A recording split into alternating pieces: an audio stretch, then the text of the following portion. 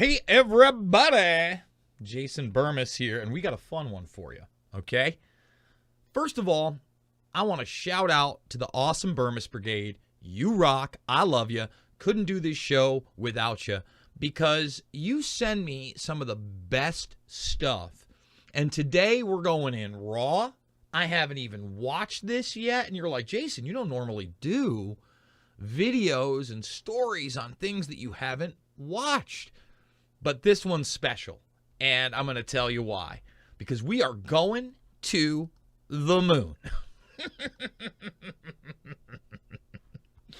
You see, earlier today, I tweeted out this story of the Artemis project, and it's been pushed back to 2026. And my generation was told, actually, in the 80s, they said probably early 2000s, and then the Bush administration, the second one came in, and they said, oh, definitely by 2020, and then they pushed the goalpost back to 2025, and now 2026 with Artemis. And I have discussed the very reality that you, I, and what they're promoting as the first woman and person of color to go to the moon. That's not happening, Jack. Not on rocket ships built by billionaires that are puppets of the military-industrial complex. Elon Musk, Jeff Bezos. It's joke sauce. It's joke sauce. Okay? NASA is not what you think it is. NASA is an arm of the military-industrial complex. And really, I wanted to throw media in. That's why I kind of started there. They really are, because they've done such a great job selling you on this idea of astronauts and space exploration when only 20% of what they do has anything to do with that at all. They're about climate change. They're about black projects, secret technology, artificial intelligence, and future strategic warfare out in the open with their boy Dennis Bushnell all the way back in 2001, pre-9/11. We've gone over this document ad nauseum. You can see his name here. We're talking everything from Trojan horse civilian systems to CNN, American people, live, in real color, terror. That type of stuff. Okay? Tele-everything, population stabilization, smart dust. And remember, none of this is pixie dust. This is it. Welcome to the bots, Borgs, and humans. 2025 AD. Hey, guys, 2025, it's a little over 2.5 years away. Okay? And we've played Bushnell here before, talking about in 2011 at the Blue Tech Forum, okay? What? That they'd already put 10,000 brain chips in people. That's bare minimum. Well over a decade ago. 10,000. Yeah, but Elon Musk's Neuralink is new, and it's not a DARPA front, even though he's in business with DARPA via what? SpaceX moving military cargo, and Blackjack, their mirror system to Starlink on the ride-along programs with the Mandrake 2 satellites. We've gone over it all here, okay? So I see this story about a private contractor, and they need someone to build new lunar gear for the landing, and it's a joke, man. It's a bad friggin' joke. I laugh my ass off. The only thing real about this are the military-industrial complex contracts and the billions of dollars that our taxes are going to on this, all right? I want to repeat it again. All right?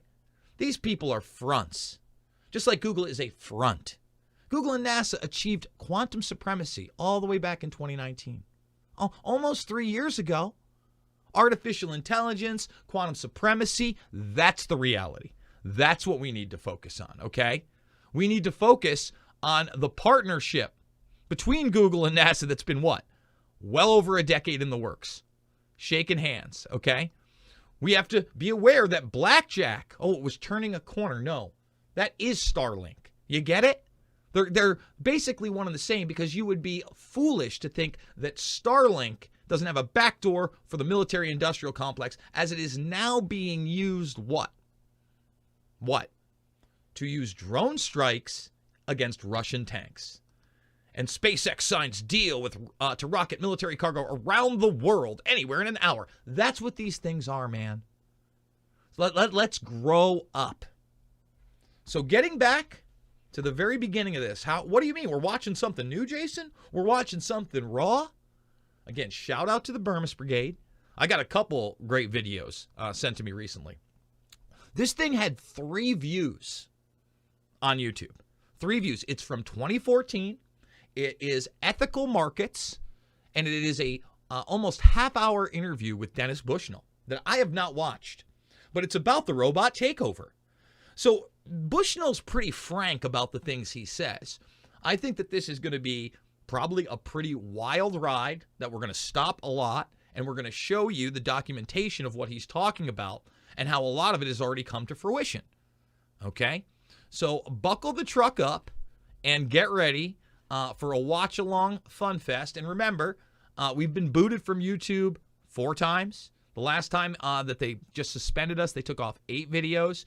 Yeah, I need you to like, share, and subscribe, and we need to bring people in from the cat videos. But remember, fully demonetized here. Our reach is limited, and it is Rockfin, Rockfin, Rockfin. Today could be the day we hit 52,000. We could hit 52,000 today with you guys. So make that free account. Come on over. If you do want to support me, make sure you're on a desktop. Then you hit the subscribe button. Then you get everybody's premium content. It's like a Netflix for creators. $99.99 for the year, or $9.99 a month. We just got a new subscriber, actually, for a year. We've actually got a couple new subscribers. I want to say hey to them and thank you, because they are supporting the broadcast. And by the way, Jim Garrison, thank you for the Tipsky and Hutch yesterday as well. So here they are. We've got Stephanie Hadley, thank you so much. Megan O'Leary, thank you so much. And Brandy R this week. Thank you, guys. Couldn't do it without you. So those subscriptions are big time for this broadcast. And we are in audio format as well as video format, but we now have a podcast, theinfowarrior.podbean.com. We're on Odyssey. We're over on the Getter. And let's get going with this broadcast. Okay. NASA is looking for another company to build a lunar lander, in addition to SpaceX, as part of the Artemis program. Now, I've already told you this. Bushnell, in an interview, I believe it's in 2012. We've played this too. He discusses how it's more likely for our generation of human beings to be visiting the moon and Mars via VR after the robots get there, use sensors to show us what it's going to be. That's the reality. They're trying to put you into a multiverse, okay? Into a virtual reality. In fact, you don't think that the virtual world is real and that this isn't part of their future strategic warfare program with DARPA and the CIA and the Office of Naval Intelligence and the FBI. I mean, it's all here. The National Reconnaissance Office. You don't think that? None of this is pixie dust. It's telling you. Okay, this is his PowerPoint presentation. And somehow, some way, all the way back, pre-9/11, they knew that the bio-nano era would kick off in 2020. Now, no matter what you believe about COVID-1984, okay, the technology that they use to inject people, mRNA and vector, is bio-nano. Now, they don't know how long they're going to stay in this era during this 4th industrial revolution of transhumanism and control. But they damn well know they want to bring it virtual. It's all here. So here we go. Let's do it. Let's do the Bushnell Ethical Markets watch along. Hello, I'm Hazel Henderson. Welcome to Ethical Markets. Since the 1960s, we have seen machines taking over production lines and the jobs of cashiers, telephone operators, later legal assistants, accountants, and now performing medical diagnoses often better than doctors. Often better than doctors. And again, telehealth. And we talked about what? Sophia, the robot sister that, what is it? It's Grace. I'm sorry. Sophia is the robot that has the UAE citizenship. And then Grace is the one that's going to be powered by Cardano. And they already used it for COVID across the world. But we'll continue. Yes, the machines will diagnose us better than doctors. Google owns 9 military robot companies. This shift to automation is now accelerating as Silicon Valley startups manage our social lives via Facebook, Match.com, and eHarmony. The radical efficiency of these digital firms is now taking over not only retailing, news, entertainment, manufacturing, and education, but also formerly safe white-collar jobs, even automating finance and stock trading with robo-advisory firms like Betterment. Driverless vehicles will end the jobs of millions of taxi and truck drivers, and that rite of passage for millions of teenagers in learning how to drive. Economists always promise new jobs in new sectors. Let me just stop it there. Okay? Now, Dennis Bushnell also told you in 2011 that the growth model is done. And she's outright telling you this driverless car thing, no. It's not just for manufacturing. It's going to be societal. And your kids aren't even going to learn how to drive, or your grandkids. And believe, it's our generation right now they're trying to strip. But this time it's different. What happens to humans as all these jobs disappear? We see the de-skilling, for example, of airline pilots who are less able to take over if their computer systems malfunction. Several accidents have been the result. The fundamental issue is, how will human workers compete? Will retraining programs upgrade skills sufficiently? Or are we seeing the end of work as a means of earning a living? The end of work as a means of earning a living. Stakeholder capitalism. You will own nothing and you will be happy. Do you see how this all integrates? Do you understand what NASA is? NASA's a show, man. All right? And NASA is also a front for the militarization of space as well. We can't reiterate that enough, okay? You know, it's not just blackjack satellites. Star Wars, the strategic initiative under Reagan, did not fail. Let me repeat that. Did not fail. It did not fail. That's Johnny nonsense along with the rest of it. As we discussed with futurist Jeremy Rifkin in our earlier show on the future of work, already inequality has become an urgent issue in the USA and Europe, with wages stagnant for 30 years. How will advanced automated economies maintain general demand and purchasing power so that consumers can buy the cornucopia of goods being produced? I and other futurists have been debating these issues since the 1960s, when we welcomed automation. We expected it would take over dangerous jobs and allow even shorter work weeks, and growing leisure sectors, travel, entertainment, flourishing arts, innovation, and personal development. We explored how basic minimum incomes proposed by Milton Friedman as the negative income tax could underpin this shift.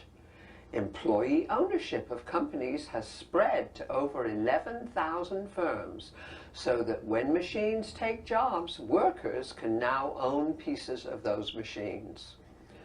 Today, all these issues are back on the table. Guaranteed basic incomes have lifted millions out of poverty in Brazil and Mexico. Do you understand where this is going already? This is 2014, and this woman is pushing automation and a universal basic income. And they're telling you that humans, first of all, let's get into the leisure stuff. In a lot of ways, the first industrial revolution, and then the ability to have a house and, you know, a 3 to 5 bedroom home and 2 cars under one salary, that's when it flourished, man. We're talking post World War II into the late 70s, early 80s, before a big crash happens. And all of a sudden, the welfare state starts taking off in a way we'd never seen before, getting you more and more on the system, right? And work weeks, what? They weren't lower. They started to go up. It wasn't just, 40 hours a week anymore. It was, maybe I have to have 2 jobs. My wife has to have a job, okay? So they lied to you on that level of what automation was going to bring. Switzerland almost passed a bill providing all disemployed citizens with guaranteed basic incomes. Former FDIC Chair Sheila Bair says fixing the inequality with $10 million of loans for everyone. That was in the Washington Post. We are fortunate today to have with us NASA Chief Scientist Dennis Bushnell of the Langley Research Center in Virginia, who has written on many of these issues in today's age of automation and machine intelligence. Welcome, Dennis. It's very good to see you again. Thank you for coming. And you know how these economists have been telling us we don't have to worry about automation because there will always be new jobs in the next economy, in the next sector. But this time it might be different. So how do you see all of these issues? And I have to ask you a question. How come you at NASA are worrying about these issues of automation and job losses and all of this kind of thing? Well, there's two answers to that. One is we're worried about automation because we are relying upon automation to do space exploration. It's extremely expensive to use humans to do what the machines can do. And in fact, we have a directive from the national academies that the humans should only do what the machines cannot do. So as the machines get better, there's less and less for the humans to do. So let's start there. Again, they're talking about humans going back to the moon and Artemis, and yet DARPA, same thing, Defense Advanced Research Project Agency, has all these different types of robotics, right? And we've gone over these bots, the Atlas bot and beyond, and those are what he's telling you already are what they're using for space exploration. And you notice how she framed, why are you worried about automation? Again, only 20% of what NASA does and what Dennis here does is anything to do with space exploration. I see. So automation is our bread and butter for space and increasingly for aeronautics. I see. In terms of the impacts on society, it's my job as chief scientist to do the future planning for what we should work on with research that will be applied to society 10, 20, and 30 years out. In order to determine what we should work on, I need to know what the nature of society is 10, 20, 30 years out. Right. Well, now, you know, because I sort of come as a futurist, trying to look at the whole system, both the social system and the ecosystem, but I admit not very much looking at outer space. Then my worries over the last 30 years have really been focused on automation, you know, beginning very early on when we futurists were looking at the automobile industry in the 60s, you know, and we welcomed automation. We thought, great, you know, this means we'll have the leisure society, you know, and everybody will learn to play the violin and, you know, all that. We have shorter and shorter work weeks, and of course it turned out not that way at all. And so everybody's working 2 or 3 jobs, and inequality is growing, and unemployed people are having to rely on signing up to TaskRabbit, you know. And of course those are reasonably interim kind of solutions, but those kind of jobs are part-time, there's no security, and so that's not much of a future. So, you know, I was reading Wired magazine, the current issue, and I saw this photograph, you know, of robots. And I'm kind of thinking we have all these wonderful human beings with the magnificent brain that 3.8 billion years of evolution on this planet created. And why on earth are these things relevant here on Earth? I totally understand why they're relevant on Mars. Okay. You have to consider what are the limitations of humans, okay? In the case of driving an automobile, for example, human drivers are often distracted. They're often inebriated. They're often tired. They're often ill. They often have an argument with a significant other, and therefore they're upset. Machines tend not to be that way.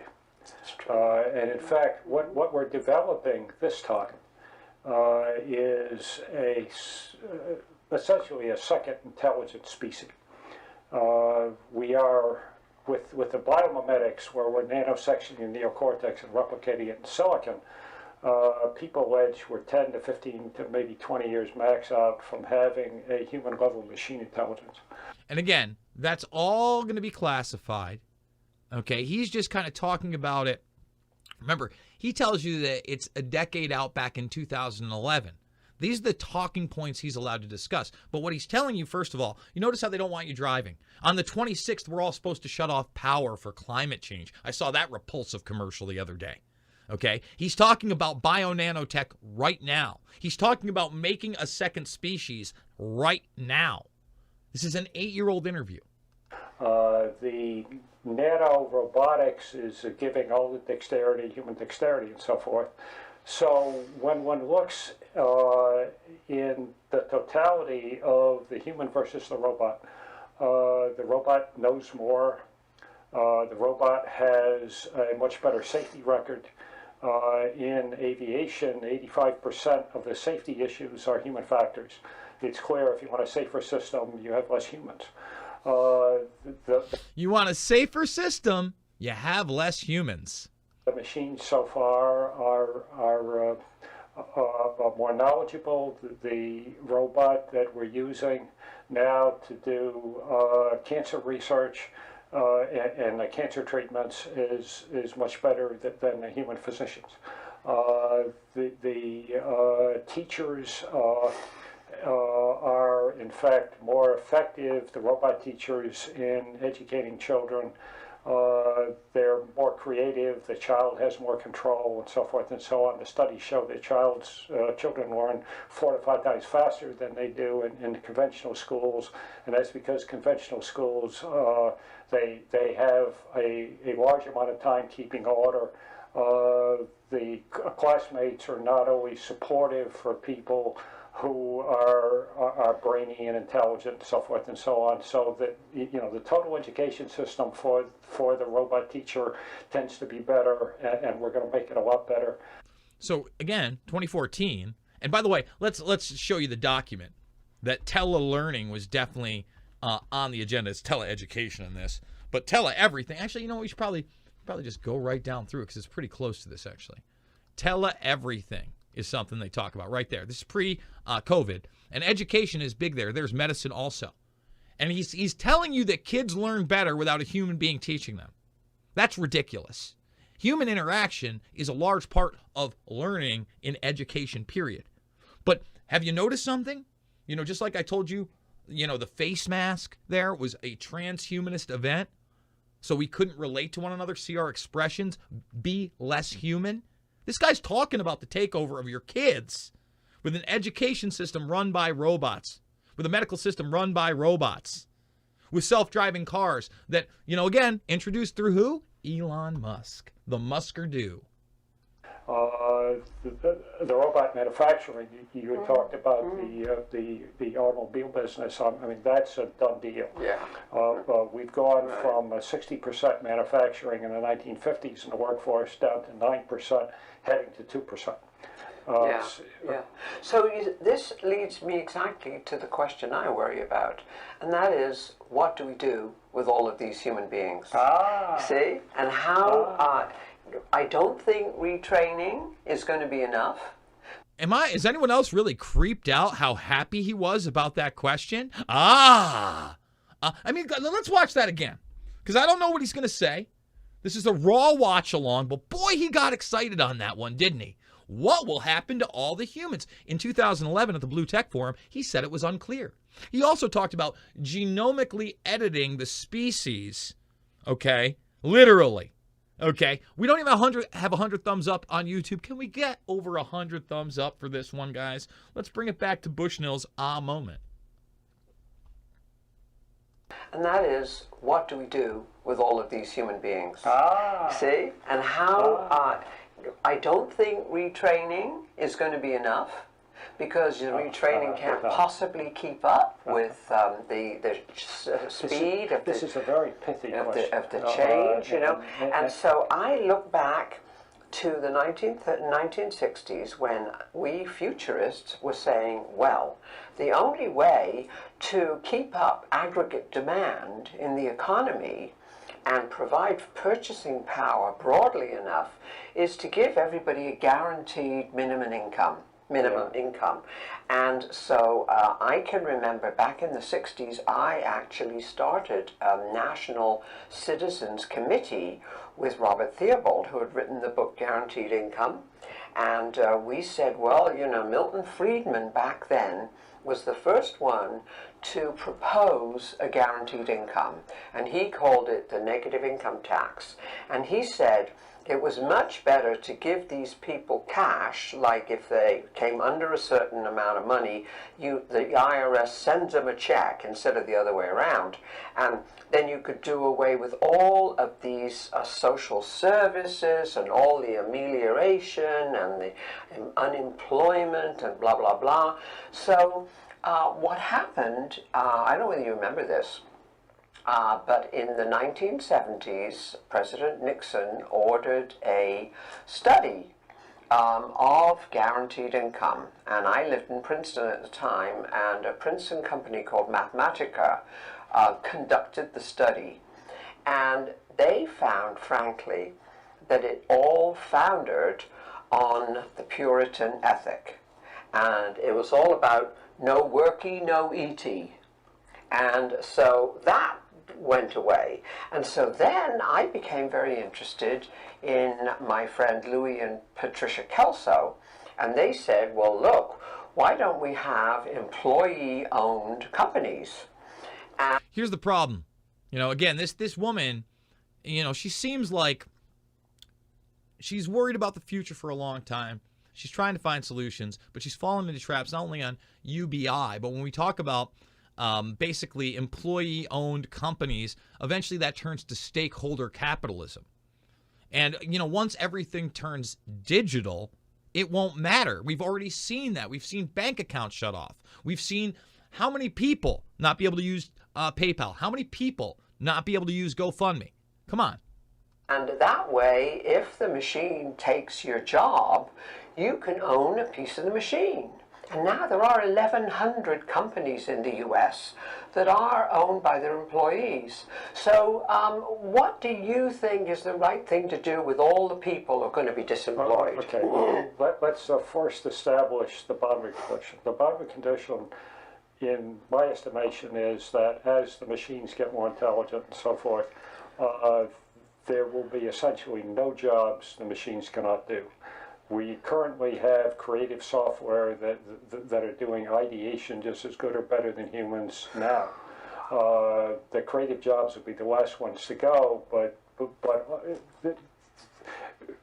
I have not been able to discern any jobs the machines cannot do as machine intelligence and all the rest of the autonomous robotics develops. So again, he's reiterating this from the 2011. Of which the jobs the machines can't do, there are none. And they can do them better. All the jobs. The creative ones may be the last to go, but all the jobs can be taken over essentially by AI and what this second species he talked about creating. So now we're to your question, okay? What do you do with these people? There's essentially three options. You've covered one, which is the guaranteed income. And the machines can produce the productivity, the wealth necessary to pay this. It's just the machines do the work instead of the people. Yes, you have to change the cultural milieu, but you know, this is eventually doable. So again, look, he talks about the cultural milieu. Remember, Andrew Yang, when he was running for president, what was his big push? The UBI. And he's one of the billionaires on the inside. He was talking about all this automation, etc. Okay? One of the first guys really talking about it. Now, again, UBI is not a solution. It is enslavement. Because in order to get the UBI, you will have to do everything mandated by your government. And again, if COVID-1984 didn't show you that, you're not paying attention. Let's see what the other two solutions are here. This is only one approach. The second approach is the fact that what's changed since you last looked at this is the whole technology level, and we humans are now converting ourselves into cyborgs. We now have artificial retinas, artificial hearts, we have brain chips. DARPA's working on brain chips for super soldiers. We can have a high bandwidth COM port built in, so we don't have to use the sensors and their very limited bandwidth. And eventually this all ends up with uploading into the machines, and instead of us versus them, humans versus the machines, we become them. Let me stop that for you. Does anybody have any doubt of what I've been talking about after it comes out of the horse's mouth right there? They are telling you you are going to eventually upload your consciousness after they make you succumb to a transhumanist agenda. In other words, bye-bye human beings. And right now, we're in the bio-nano era, baby, and they knew we would be here. This guy knew we would be here in 2001. This document is a must-read. You must understand. He is not playing around. My God. And again, this is the first time I've watched this. I'm anxious to hear what the third solution might be from Mr. Bushnell. The one thing he did leave out there, okay, and this is 3 years after, is the number of brain chips that had already been put into people. So let's see what solution number 3 is. Or they become us, or you end up with human contaminated machines. Now, that's the second one. The third one is developing in a very interesting way, very rapidly. And that's the fact, it starts from the fact that in the 1830s, in the agricultural age in this country, some 94% of the workforce were subsistence farmers, and very few people had jobs, very few people were employed per se. Okay?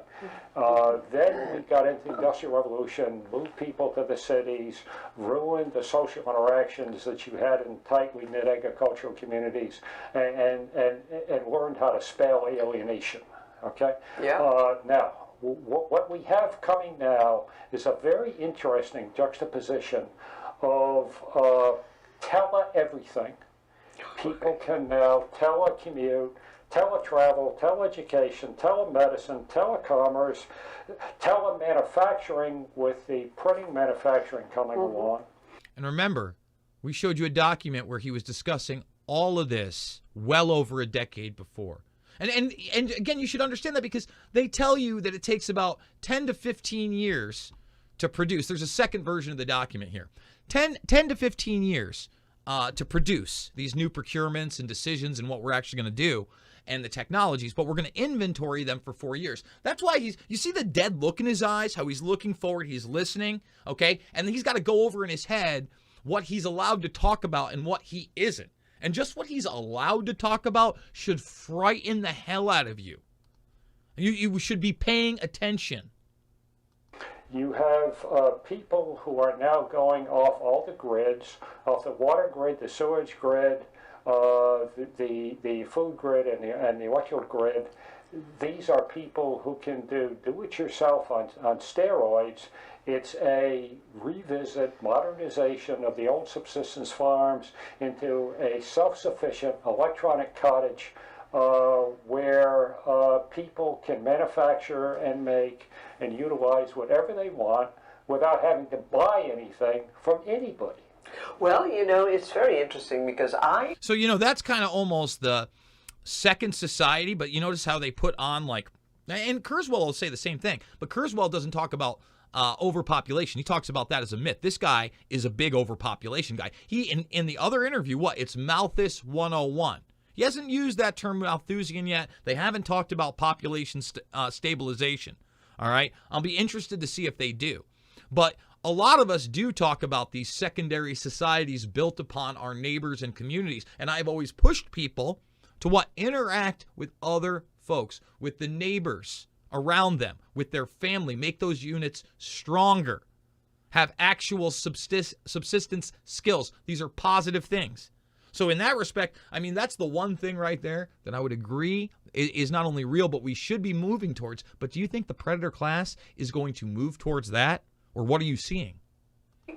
Kind of came upon that vision very, very early myself, and I decided, okay, the transition is going to be away from this centralized industrial fossil fueled kind of economy where everybody has to live in cities or, and really you could decentralize with solar energy, wind power, energy efficiency, all the new technologies, new batteries, and basically go from the old electric grid, to microgrids and people generating the electricity off their rooftops.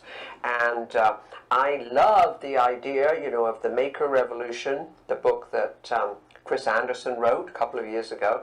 And so I agree that that probably is the optimal future scenario. But it's getting from here to there that's going to be the problem, in my view. There's going to be kind of like a 20, 30-year-old transition. And the problem right now is the incumbent fossil fuel industry and all of their... Totally disagree. Totally disagree. Fossil fuels, coal, all those types of things have been completely demonized. All right? And of course, listen, there are problems with that. There's real pollution. There's mercury runoff from coal. But what they're telling you about it is wrong. Just like what they're telling you about carbon dioxide being the death sentence of the planet via global warming or climate change, or whatever they want to say this week, is Johnny nonsense. And again, have these two looked at each other in the eye? Every once in a while, she looks at him as she's talking, and she pays attention, but he is a dead stare away.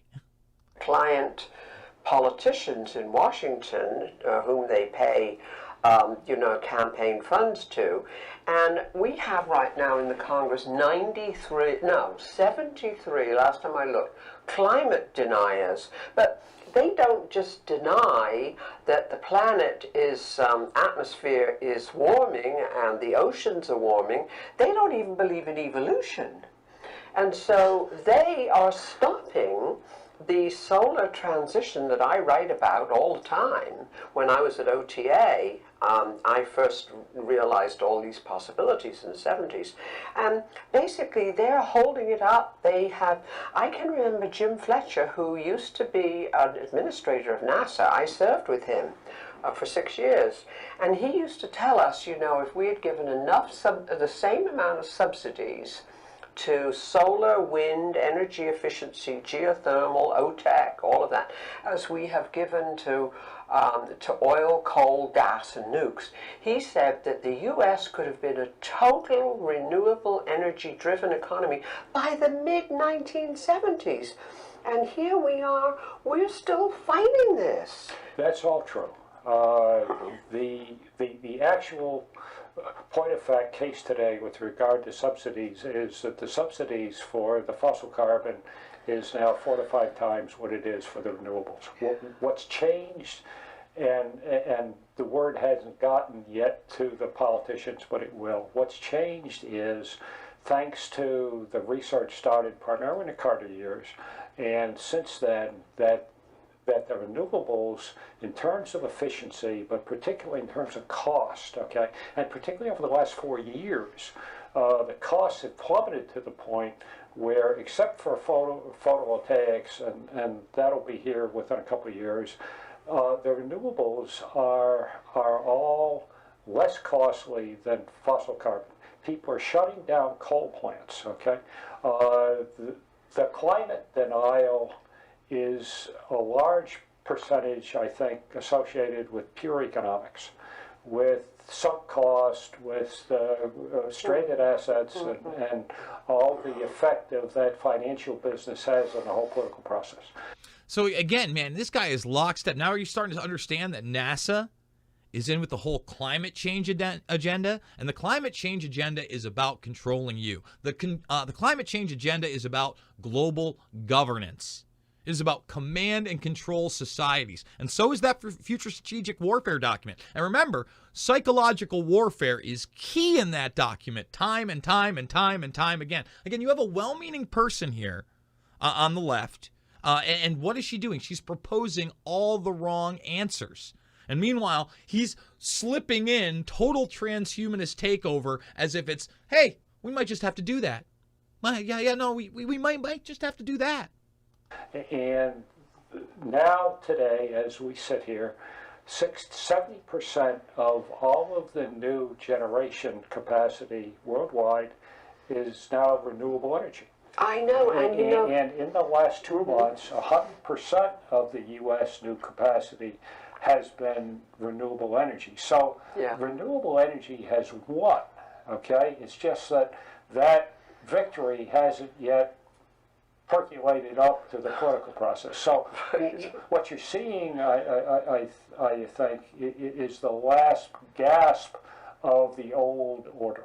Yeah, well, you know, we think that too, and that's why we produced the Green Transition Scoreboard, and we thought, you know, we started that for the 2009 Copenhagen Climate Conference. And I have a whole thing on that Copenhagen conference, and basically a couple of their bigwigs were in a huge scandal, where, you know, they got outed for gaming the data. It's in Invisible Empire, A New World Order to Find. I need you to watch that film. I need you to watch Shade the Motion Picture. I need you to understand what's really going on here and how, again, this is all an excuse for less democratic rule, a serf or slave or servant class that is beyond trying to reproach what the predator class want to put into place. Period. And we knew it was going to be a train wreck, you know, and we knew that although 193 countries were naming and blaming and shaming each other, we knew that they were leaving on the table the one thing they all agreed about. They knew they would have to move to a low-carbon kind of economy. But the shift to renewables, this is very important, the shift to renewables has little to do with climate consciousness or anything to do with climate. Right, it's to do with cost. Renewables is purely economics. Yes, well... And we're going to have to also fix the ecosystem, which is crashing. Yes, right, but it's the new economics. And people come up to me and say, if I did X, Y, or Z, would that fix the ecosystem? And I said, only if X, Y, and Z saves money, is financially curative. Well, you're looking now at the new economics, and what we teach asset managers here at Ethical Markets, we teach asset managers about internalizing all those external costs on which the fossil fuel industry was based. There never would have been a fossil fuel industry if they had not been able to externalize all of the costs, the health costs, the environmental costs, and that's now changing. That's changing the game. Yeah. Okay. If you really want to be successful, and this is what the renewables have done, you play the game on their turf. That's what we did. Okay. Yeah. As opposed to changing the game, changing the evaluations, and so forth and so on. You know, yes, I agree with you, that would have been good, but in terms of being efficacious, okay, in terms of having things instituted in real time. In the last 4 years, there has been a vertical revolution literally in the renewables, and it's totally because the prices plummeted. And part of the reason for that is that the last 20 years, the socially responsible investment movement of which... Socially responsible investment movement. No. It's because there's been a concerted effort to push this propaganda to control people. And unfortunately, you fell for it, lady. And you're sitting next to one of the biggest transhumanists on the planet. Which I have been involved in, has now reached the point where 1 out of every $6 invested on Wall Street is in companies in renewables and that don't have heavy social and environmental costs. And the new driver, which is now pushing the stranded asset debate and frightening the asset managers with the whole idea of devaluation of their portfolios, is coming from students as well, who are saying, you know, divest. And so it's all of those forces now. It's impossible to change things without changing winners and losers. Right, exactly. Okay? But it's a confluence. You want? Did you just hear what he said? It's impossible to change things without changing winners and losers. That's a very broad statement that I hope people really understand, because that carries weight in a vast array of the geopolitical arena, of the military-industrial complex reality we live under, okay? Of the predator class takeover on behalf of a quote-unquote Great Reset or New World Order that is currently taking place. Winners and losers will change hands.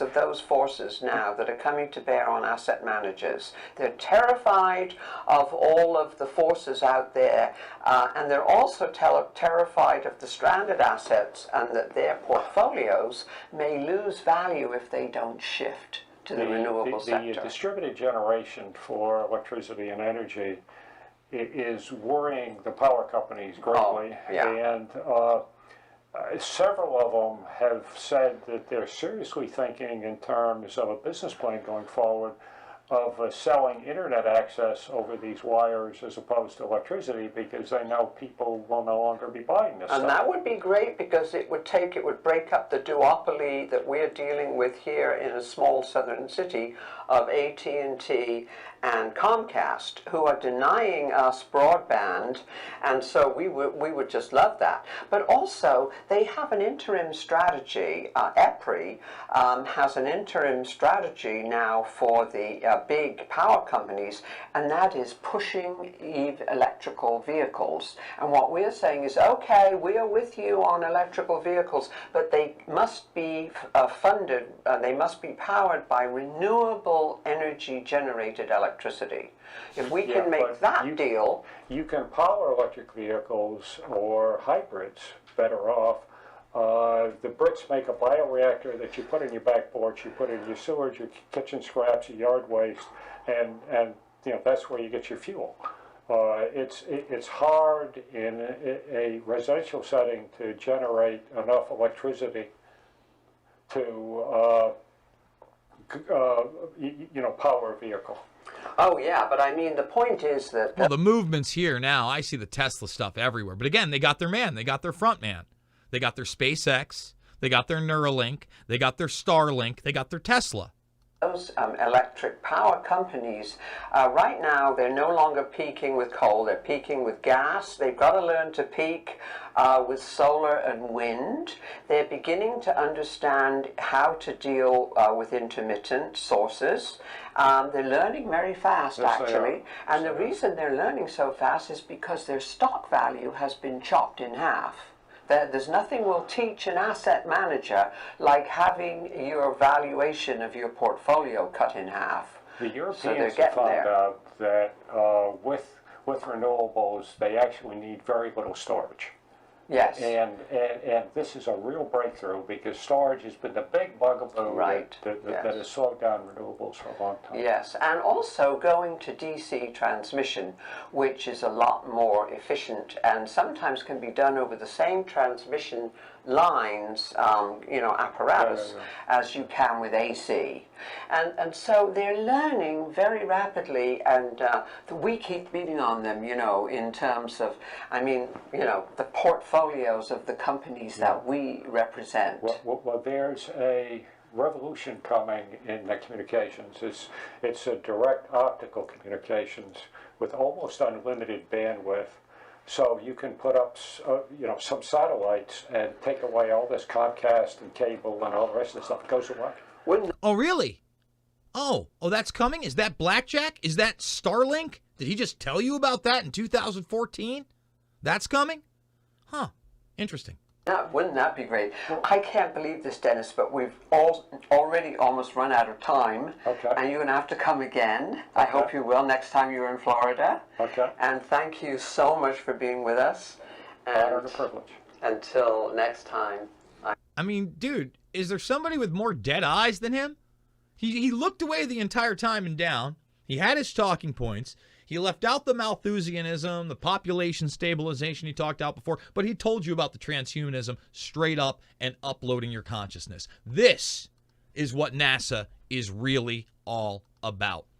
Guys, I hope you enjoyed this video. I hope you enjoyed the thumbnail. If you're listening over on Podbean, make sure that you're hitting that follow button. If you're not, make sure to go check us out over at Podbean. If you have the Podbean app, well, we broadcast live. We do a lot of live streaming over there as well. You can actually call in to the show. And remember, at least make that free Rockfin account. Rockfin. ROKFIN.com/Jason Bermas. Let's get to 52,000 strong.